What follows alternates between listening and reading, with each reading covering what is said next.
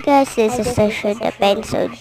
Yung meron akong content na sinabi ko na this is my first vlog. So, sorry sa face ko. Tapos, ngayon na wala na akong boses kasi kain-kain ako ng malamig. Tapos, kanina pa ako nag-ice cream.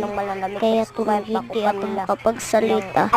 So, di ba pag matutulog tayo, mahihirapan tayo matulog kasi yung sa sipon, tapos yung feeling mo sa kabilang ilong is merong nakabaha, tapos hindi ka talaga makakatulog. So, diba, gumising ako kanina ng 4, tapos